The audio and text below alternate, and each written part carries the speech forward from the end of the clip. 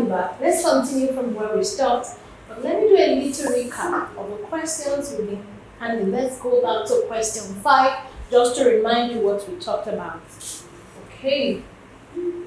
We talked about the United States and what do they call by-election. And I said it's called recall. And we said it's called recall. And we said by-election also spelled as BYE election. This is a special election in the United States that is used in filling up public offices that were vacant during the general election.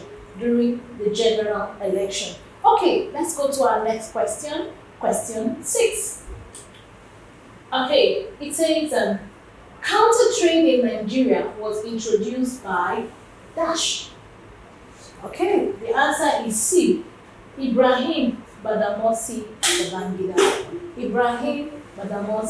Babangida. During his regime, he introduced what is known as counter trade. Now, counter trade is a form of international trade, but it's like what you call the trade by barter thing. Let's go. Let's look at our explanation. It says the counter trade is a type of a barter trade, international trade, where goods and services are exchanged for other goods or services rather than hard currency. So that's why I said it's like a barter trade. Now, hard currency is not used in this kind of trade. Rather, you use either goods or services. And we said this kind of trade is common among developing countries. Most countries in Africa are developing countries. So take note of this. Let's go to the next slide. The main reason for establishing the UNO is to dash. The main reason for establishing the UNO is to dash. Now, another thing you take note of in your JAMB past questions, in your UTME past questions, you know that most of these you see a lot of abbreviations. You won't see United Nations Organization. So you should know them. So the UNO stands for United Nations Organization. So what is the main reason for its formation or establishment? Fighting international war? No. Stopping colonialism? No. Maintaining world peace. Remember, let's go to how the United Nations came into existence. The United Nations was formed in 1945. Before the United Nations came into existence, there was something that was known as the League of Nations. The League of Nations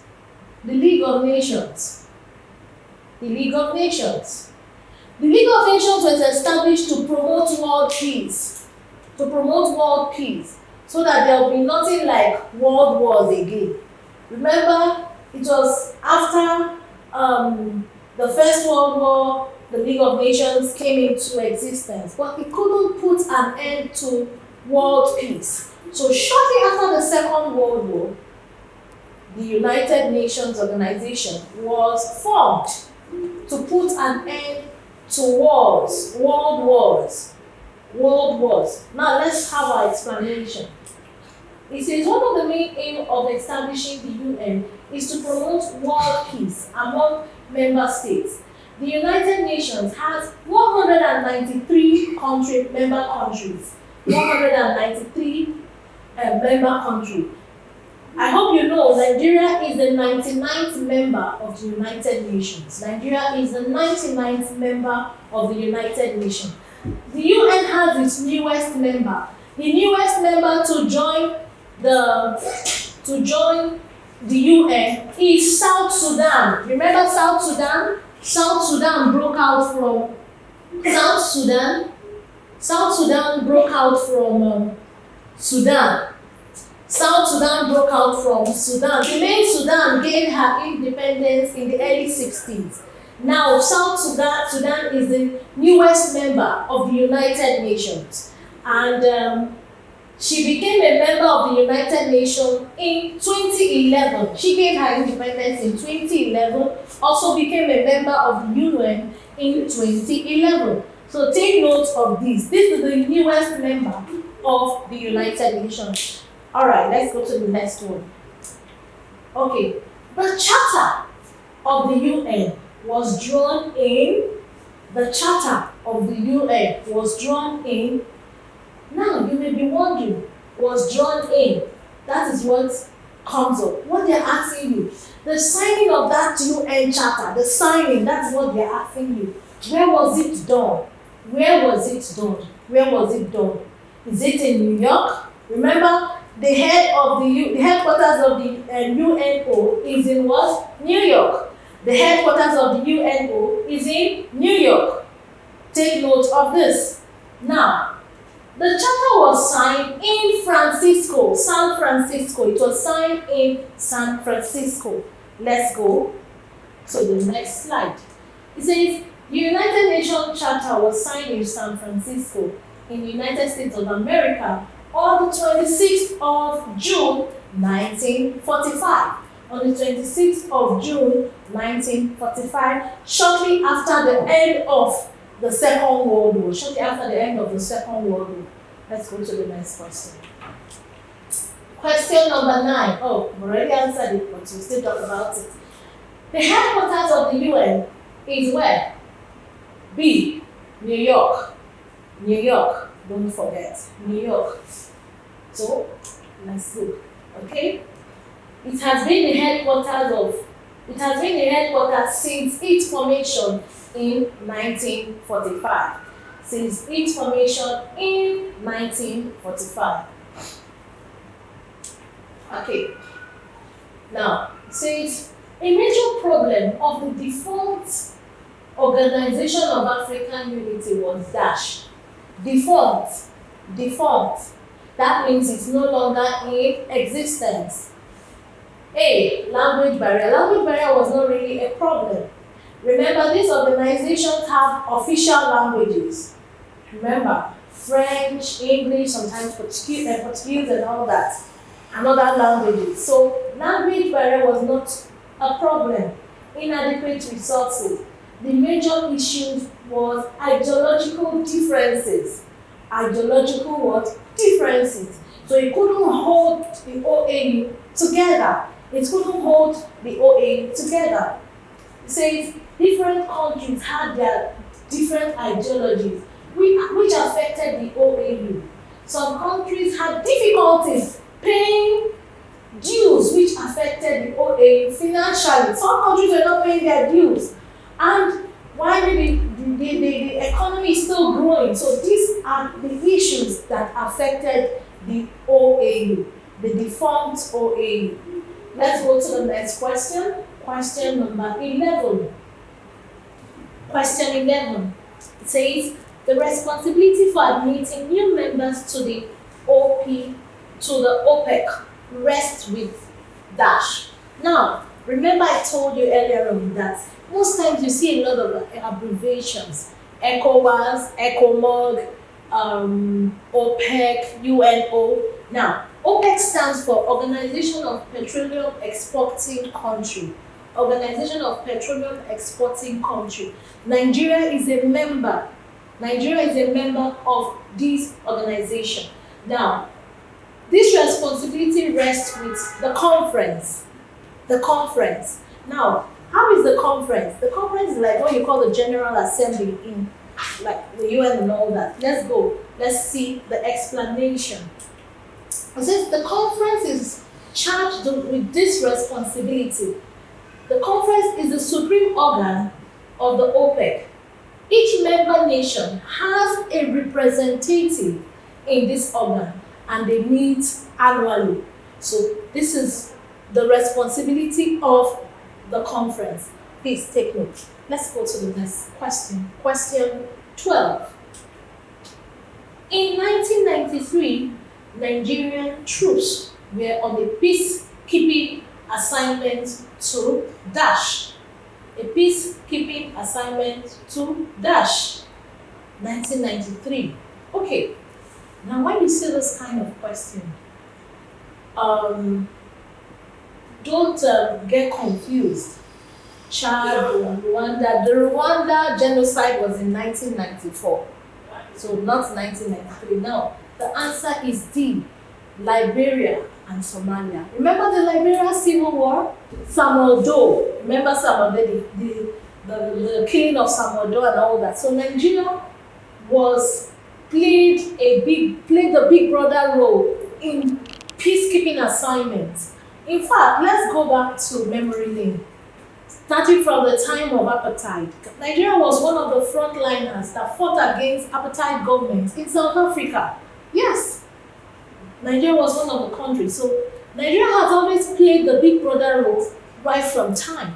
And here we see them given in Liberia and Somalia. Let's go to the question. It says, the United Nations sent some Nigerian troops to Somalia for peacekeeping.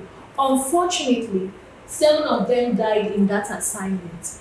Nigeria has always played the big brother role in restoring peace in countries within and outside Africa. Liberia was never left alone during her civil wars and intervened. Alright, so these are the things Nigeria has been doing. Is it in Sierra Leone? Nigeria was also there. Nigeria was also there in Sierra Leone. Let's look at the next question. Which of the following nationalists was the founder of Nigeria's first political party? Government students, remember this question. Political party. The first political party was known as what? Okay, let's look at. Is it Nnamdi Azikiwe? Nnamdi Azikiwe was not the person, though he was one of the pioneers of the NCNC political party. Remember in the NCNC political party, remember that party? Is it Tafawa Balewa? No. Is it Ahmadu Bello? No. It is Herbert Macaulay. Remember Herbert Macaulay, the engineer, the musician, the journalist? Remember him? Yes. We have his picture on the 1 naira note or the 1 naira coin. So that is Herbert Macaulay. Herbert Macaulay happens to be the maternal grandson of Africa's first bishop, Bishop Samuel Ajari Crowther. So he was the one that formed the first political party. In fact, in Nigeria, we refer him as the father of Nigeria's nationalism. He is referred as the father of Nigeria's nationalism. So take note of this. So here, he found the political party in 1923. In 1923. Now, let's go back to constitutional development. One of the things the Clifford Constitution did was to do what? Created room for the formation of this party. The Clifford Constitution of 1922 created room for the formation of this party. Take note of this. So, the Nigerian National Democratic Party, it was formed in 1923, and they had a newspaper that helped in promoting it. That newspaper was formed in 1925. In 1925, and the party was solely based, forget it is known as NNDP, Nigerian National Democratic Party. It didn't have any political seats outside Lagos. It didn't have a national coverage, let's put it that way. It had no national coverage. At that time, Calabar was up and coming, but nothing like that. It was just in Lagos. It was just effective in Lagos. So take note of this. Okay, the president of Nigeria was indirectly elected through secret ballots for a period of 5 years by the citizens. In which year? In which year? That was in 1963. A lot of things happened in 1963. I hope you know that. In 1963, Nigeria became a republic.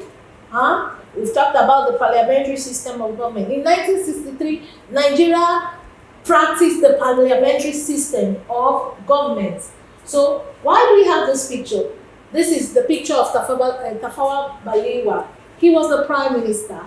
And Nnamdi Azikiwe was the president. So, explanation: Nigeria became a republic in 1963.